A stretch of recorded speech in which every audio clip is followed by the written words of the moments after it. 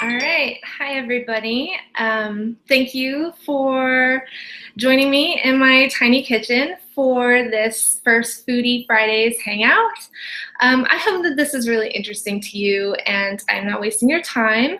And I thank you for, like I said, joining me and joining this conversation because I think it would be a huge missed opportunity to not leverage these great social media tools that we have to talk about important issues like food access. So thank you again for joining me.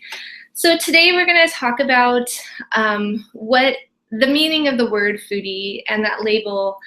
And so if you guys have any questions or comments, the comment section of this broadcast is enabled, so hopefully those will come through and I will address them as they come up. So so again, thank you. And I thought this also would be a great introduction to Foodie's Project and why I named it Foodie's Project. The project part was kind of easy because it was just a small little project to see what I could do in my community to bring folks together around local food and food equality. But the foodies part was kind of interesting to me because I felt like I kind of belonged to both, to the food, to what we traditionally know or to understand the term foodie to be, which is somebody who usually somebody with means, who has access to great restaurants and great food and expensive food and unique food. And I was very interested in that, but I was also on public assistance. And so I also belonged to a very different kind of community around food as well. And so when I was doing research around what I should name the project, I found that in different geographical urban areas, very specific in the Bay Area, the slang term for food stamps when they were still coupons was foodies. So folks would go down to their corner store where they probably knew the clerk and they would say cash or credit, and you're like, no, foodies. So I thought this was really interesting. And so that's why I named it Foodies Project, because I really wanted to create something that would bridge those gaps between folks with means who were already a part of the local food system and that movement, and people who were on assistance who didn't feel like maybe they could be a part of that community.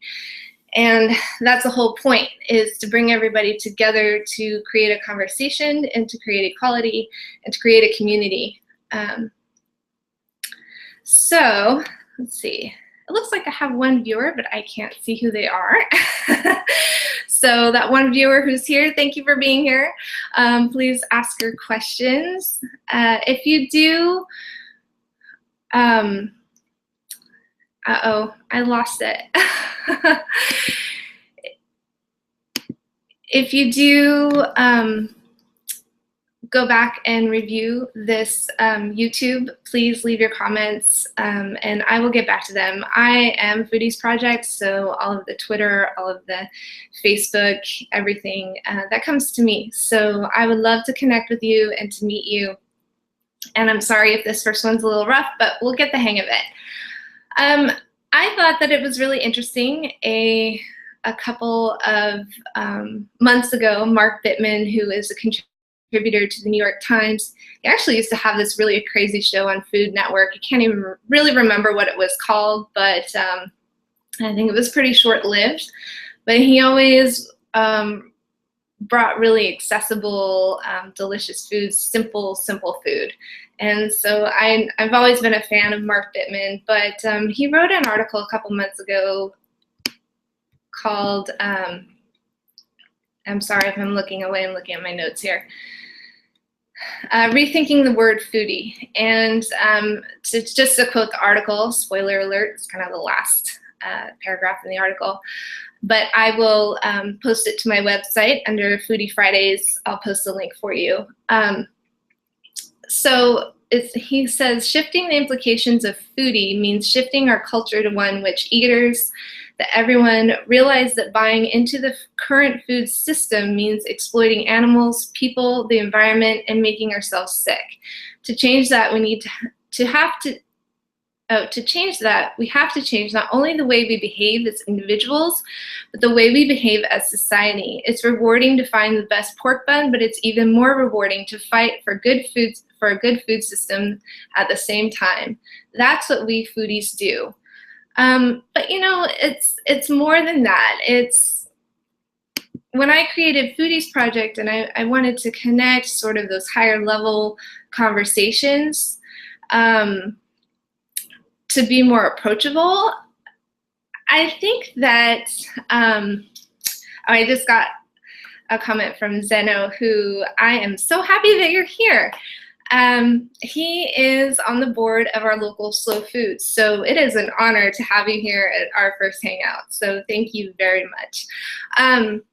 So just to continue on with that, is that in these higher level conversations, I think that we forget sometimes that food is fun, food is delicious, and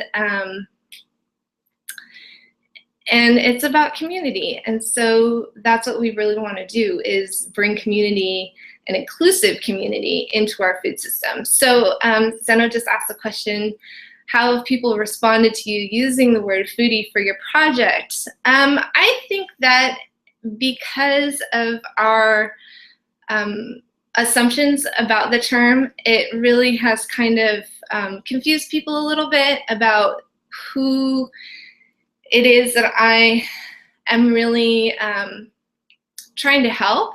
And I think that I'm really trying to help everybody come into the food system and to be inclusive and not to feel stigmatized or to feel discriminated or to feel, I want people to feel empowered. So I think that that's the biggest response. I did get one time somebody who came up to me and he got it. He was an older gentleman, and he said when he used to live in a co-housing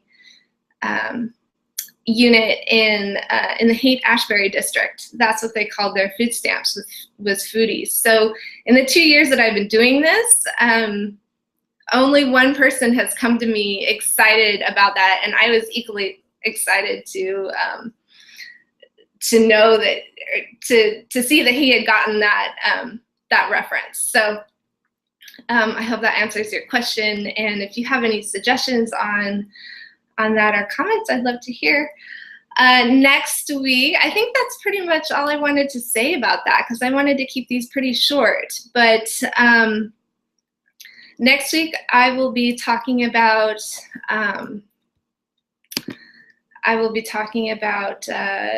shopping and shopping tips and tricks, and how you can kind of hack your local grocery store, whether it's and mostly those higher end grocery stores that sell local foods. I'm not sponsored by any certain grocery stores, so I'm not going to name the one that we all think is inaccessible, but but you probably know what I'm talking about. So so next week we will be talking about that, and I hope you join me. And if you weren't able to join me, again, this is on YouTube. Please leave your comments. Please reach out, and I hope that you feel empowered to have a delicious weekend. Thank you again for joining me. Have a delicious week.